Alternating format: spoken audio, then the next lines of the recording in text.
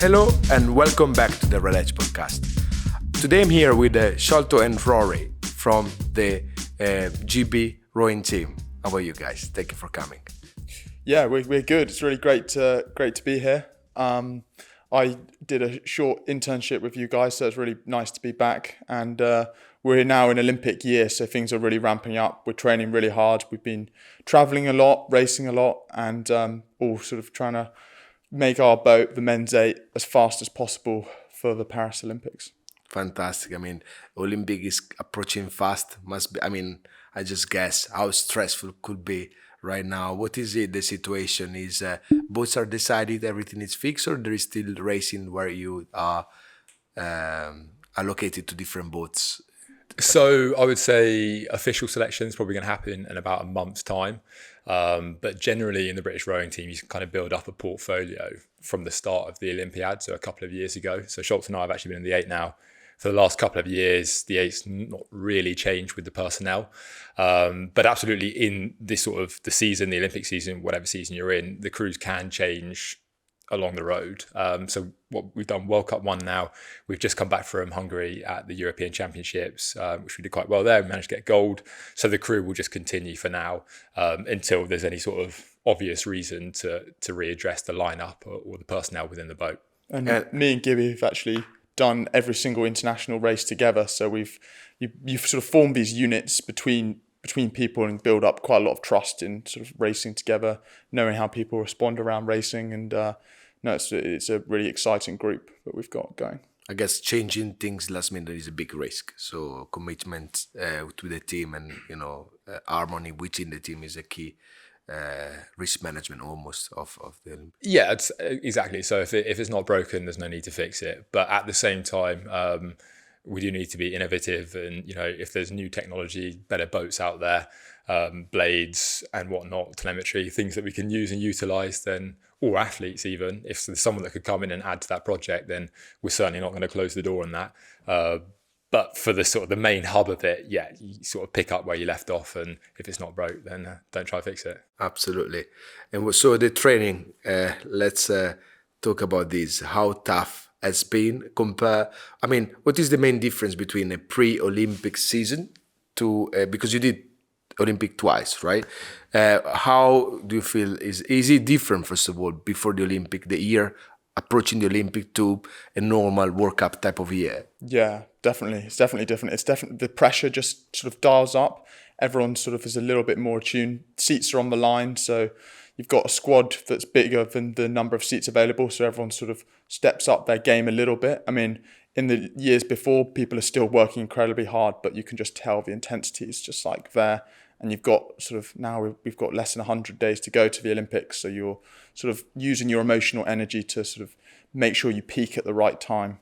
But it is all about experience as well. I think like in anything, doing it at a very high level, the more you do it, the better you get at sort of understanding the pressure situations and how to respond in the sort of really tense moments. So I think that's something that's interesting, something that we're sort of making sure we get right at the right time. Yeah, and to add to that, I would say the training program in itself is the same year on year. So I wouldn't say we're doing any different training this Olympic season as opposed to Worlds the last couple of years. It's the sort of the intent behind it. So the guys that haven't quite made the cut last year and are trying to attain an Olympic seat this season, it's the pressure, everything ramps up, everyone's pushing on a little bit harder. So there is just a lot more stress and there's a lot more at stake. So the intensity of your day-to-day training is a sort of a level higher than it was last year, even though it's the same training, if that makes sense. But it's a good thing. We're sort of pushing ourselves and trying to get ourselves mentally, physically in like the best possible shape to sort of perform when it really matters, and trying to sort of combine like physicality and like planning and technique and just try and make it as simple for us as we possibly can. Absolutely.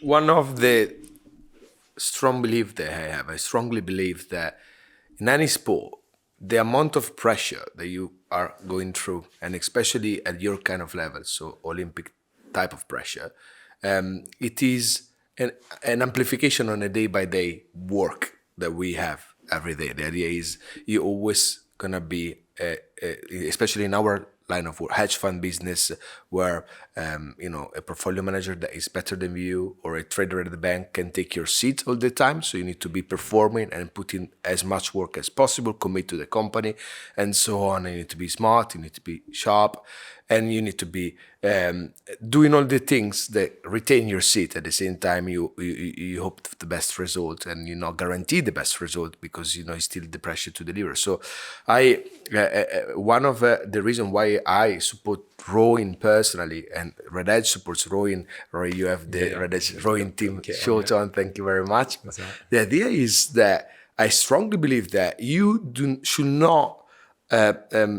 Could not consider a sport career as a lot of people, let me rephrase this, a lot of people thinks that if you're doing rowing or any other sport professionally, then you're stuck to that forever.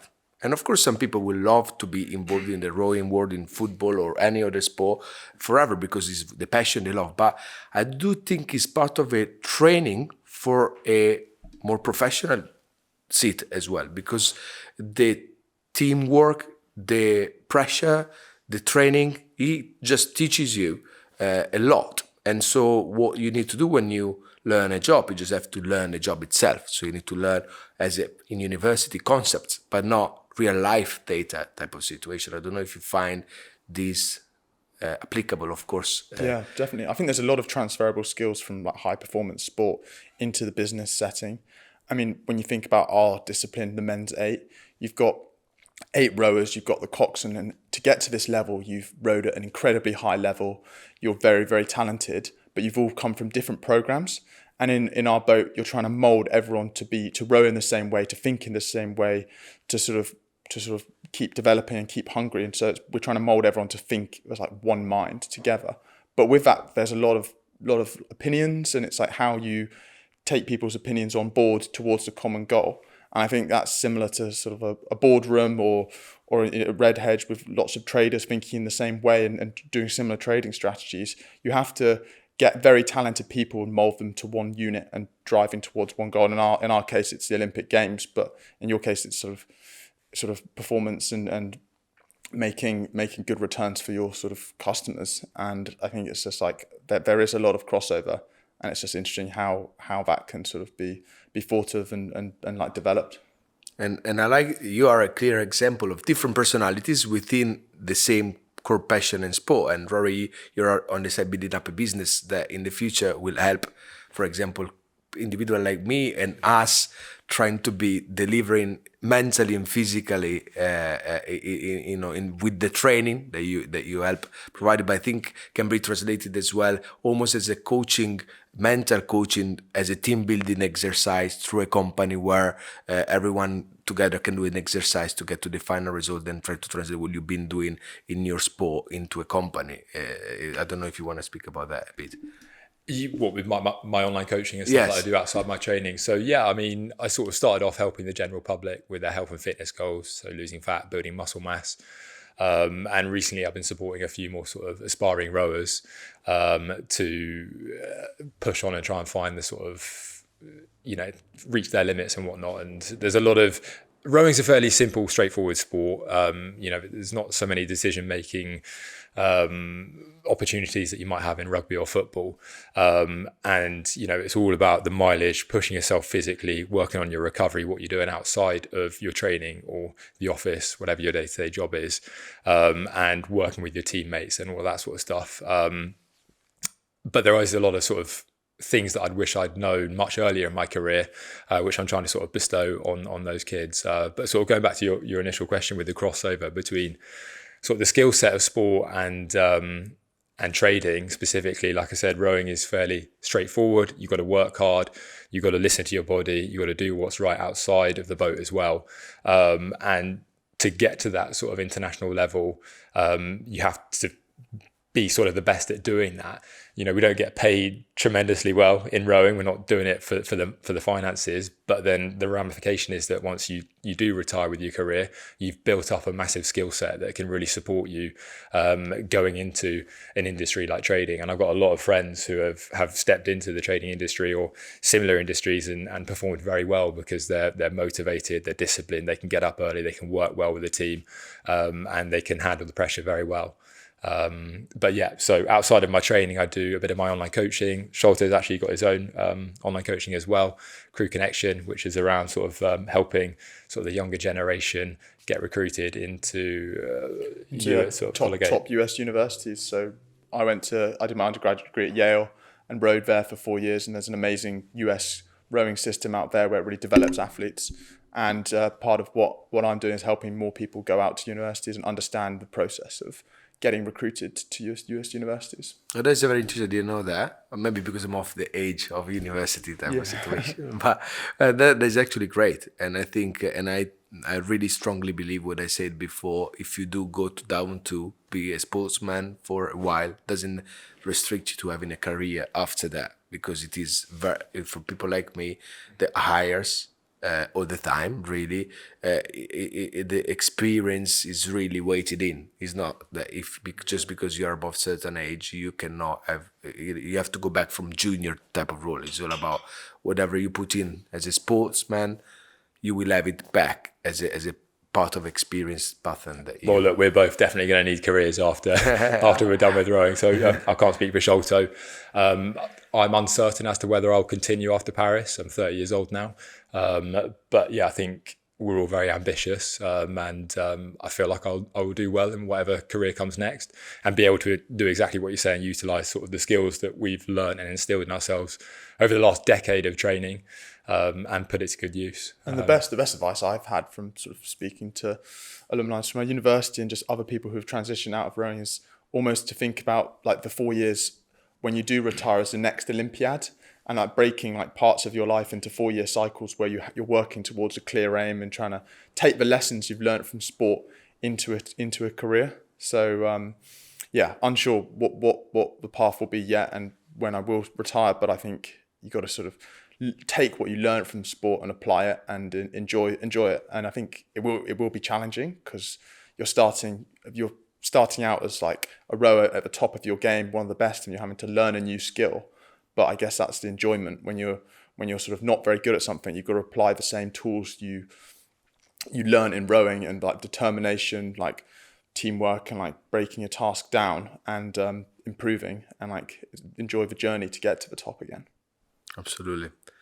To change subject, going back to a film documentary that I've seen a few times, you must have seen 1,000 times, is the Gold Rush, which is the documentary about was it a four? Yes, the boat four tried to get gold at the Olympics. I don't remember which year it was, but I think it might have been, was it 2000? Yeah. 2000 Olympics, Sydney, was it? And obviously I've seen the pressure that this team was put on to win in the end. Is that much, or is amplified on that documentary? Is the pressure very, very high from the coaches and everyone really for the gold? Yeah, it is. I mean, everyone you know is asking you about it. Everyone's sort of speaking about it. They know it's like coming.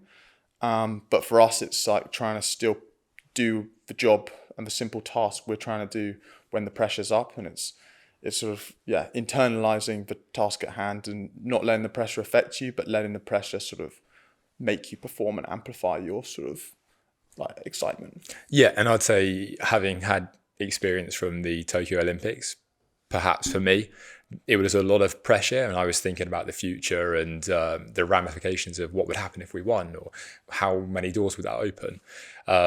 And pressure is a big part of our sport, and we need to be able to sort of take that on our shoulders. But I definitely have sort of changed my mindset around that pressure and trying to stay in the present. You know, you can't really dictate what your competitors are going to do. You know, all you can do is get the most out of your own training, the guys around you, and race to your best ability. And that's pretty much all you can do. And if that can come away with a gold medal, happy days. If you come away with a silver medal, but you've laid it out there, there's nothing more that you physically could have done, you can be proud of that. And I think having that mindset can sort of take that pressure down a few notches, which is great. And ironically then potentially get a better result for it because you're applying yourself a little bit better at training. And I guess that would definitely stem across into trading and other industries as well, where there is a lot of pressure on your shoulders financially, and just sort of working through in your head how you can stay in the present moment and just do the best that you can do with what's in front of you and not necessarily think about the future too much in a way. But with money, staying calm and just So doing you've got to your be careful. job, because ultimately, like, the Olympic Games is high pressure, but you're trying to do the same job you've done every time and not like try something drastically different. And I think that's like similar with trading. You're just, if there was like a big opportunity in the markets or something, if you just lost your head, then you wouldn't perform. And I think you've just got to just stick to the basics, stick to doing them exceptionally well. And that's how like good outcomes are formed. Absolutely. I think it's very similar, more than you can imagine. Like, especially in our field, sometimes you just not performing. Sometimes you just, everything is going in the wrong direction and you feel overwhelmed from it. So the pressure builds up and you have managers, you have clients, you have shareholders, stakeholders of the company putting pressure on you. And that is the moment where, as you said, you need to do exactly what you're good at. You cannot reinvent the wheel that time. There will be times where it's good to change, but is something that is obvious that has to be changed. So you need to assess, is there anything I should be doing differently to come out from this situation, but doing what you've been always doing in the right, consistent way that is most of the times what takes you off this negative loop, which is So what I would add as well is maybe going into the Tokyo Olympics, there was a lot of pressure on our shoulders. We were quite young at the time, 26 years old, and with coming through COVID, I started thinking about the future, what's coming next. But I was just solely rowing. That was my full goal, and I just wanted the gold so bad, which we didn't come away with. But it was my soul, just consumed me. It was everything. And I think going into this Olympic season, I've set up my online coaching. I do a little bit of gaming now, and I've got a few things on the side. And I think it definitely stems across into trading and other sort of career paths where when there is a lot of pressure on your shoulders, it's quite good to make sure that you're optimizing what you're doing at home. So of an evening, I might do a little bit of my online coaching. So I'm not thinking about rowing for a few hours, maybe a little bit of gaming, a bit of reading, go out for a dog walk, and just do a few sort of hobbies, whatever, where you're taking your mind off the task at hand, making sure you're optimizing your nutrition, getting enough sleep, so that when you do come in the following day for training or racing, you're just mentally stronger and better able to sort of take on that pressure for the day. And I think that would definitely cross over into any sort of work stress as well. So that's something that I've definitely worked on this season, to have a few hobbies outside of my training so that mentally I'm stronger to take that pressure when it matters on the water or in day-to-day training. Absolutely. If that makes sense. 100%. I strongly believe that when you arrive home, and in my case to my family and so on, you need to switch off. Whatever you have been doing during the day, you cannot do anything in that moment to change what will happen tomorrow or what you did today. And you cannot train during the night unless it's needed. So you just have to switch off, do something else, think about something else. And so for us, it could be gaming, something chilled out, but possibly for some traders or anyone in a different sort of industry, a great opportunity for you guys would be to do some exercise. We do enough of that, and I've seen you've got an ergo in your gym. Absolutely. And some dumbbells, and that's just a great way to sort of release some endorphins, get a sweat on, and just sort of reset yourself as well. So exercise is a great way to. For me, this year was a particularly stressful year. This one, and what saved me mentally is every morning, 6 a.m. we're going to the gym, doing not much because of course we have a day job, but like 45 minutes of hard training just to sweat it off and reset and start the day. I always was, taking exercise not that seriously, in a way that will either do it a lot and then drop it completely, and doing it every day as almost a mental health exercise is key for me. Absolutely. I'd say if you're doing a workout in the morning, that's just tick straight away. Whatever happens, you've done that workout and you'll feel positive and you'll feel like great, today I've already achieved something. And then the likelihood is, because you're in a good mood, you're probably going to be like, let's have a healthy breakfast as well. And then so you're getting the right nutrition down you, and then straight away you've done a workout, you've had a healthy breakfast, and you're ready to sort of attack the day, wherever that might be. And it sort of snowballs like that. So, that's awesome. It's a positive cycle, absolutely. So what about the training that you did that was particularly tough? Did you do some altitude training recently? Where does it stop the very hard training before the Olympics, or you go through very intensive we'll training? sort of taper down, so the training will sort of lighten off and be more sort of race preparation, higher intensity race simulation. I'd say sort of like 2 weeks before or so, but in the build up, we'll do some high altitude training. We'll go off on a high altitude training camp, then we'll go on a hot weather training camp. So we'll have sort of about just over a month of training camps on the road, like in a really controlled environment where they can ensure our nutrition's really good, our sleep's really good, the training facilities are the best, and we'll be sort of every day just trying to push it forward, push physically, technically, trying to improve the synchronicity of the crew, and just trying to just get our bodies and our minds in the best possible shape. Yeah, so like right now we're sort of in a learning sort of racing block where we've just sort of had World Cup 1, we've just had Europeans, and we've got World Cup 2 in a few weeks' time as well. So this block right now is about getting race ready, seeing what the competition's like, maybe changing the lineup, the setup, all of that sort of stuff. We'll then have a little break after that to sort of hopefully go abroad, get a bit of sun, a few days to sort of catch up with the family and reset yourself before then we go into sort of a 5-6 week block where we're going to build it back up, sort of whip ourselves a little bit up the mountain with some altitude training, and getting that physiology back into us. And then, like Sholto said, taper off in preparation for the games. So there's a lot of hard work ahead of us, because it's a tough. Those camps are tough. They're grueling. You're pushing yourself to sort of to the limits, so you can get that sort of extra sort of power, extra sort of toughness when it really matters in the middle of the race. Exactly. And this block right now, I'm not saying that's easy either. Like tomorrow we've got, I think, maybe like a 20k in the morning on the water, a weight session, and maybe like a 12k on the row machine. So sort of 32k with a weight session. So it's a decent bit of training going on. Big days, but the more you're in the team, the more you get used to these like big training blocks, and it's and also like we're less than 100 days to go. It's like exciting. You can really like feel what it's all for. I mean, when you're at the start of the Olympic cycle, you've got 4 years to go till the next one. It's like trying to find the motivation, but there's always motivation, but like now it's like dialed up even more. The it's real like motivation. The real pointy you end. See the point of all of these. It's a mix of pressure and motivation, I guess. And I think the fact that Olympics are in Paris, the weather would be very similar to here. And is it an advantage? I think it's fairly similar, Paris. I'd say so, yeah. I'm pretty sure it's going to be hot when we get around to it, probably in the 30s or something like that. But yeah, having not really raced outside of, we don't race outside of Europe too much as a sport. Occasionally we do. But yeah, going to Tokyo was definitely quite a novel experience. That was like 40 degrees, very humid. And that was quite hard to adapt to, certainly under the circumstances with COVID and not being able to get on the water and having to change our modalities a little bit. But yeah, racing just over in France should be an advantage, I'd hope, or more of a level playing field for the rest of the world as well. I think it's going to be a really exciting Olympics. They'll put on an amazing show. So, but for now, we just got to keep focused on the task at hand, and that's just like contributing to the 8, doing the best we can in our seats.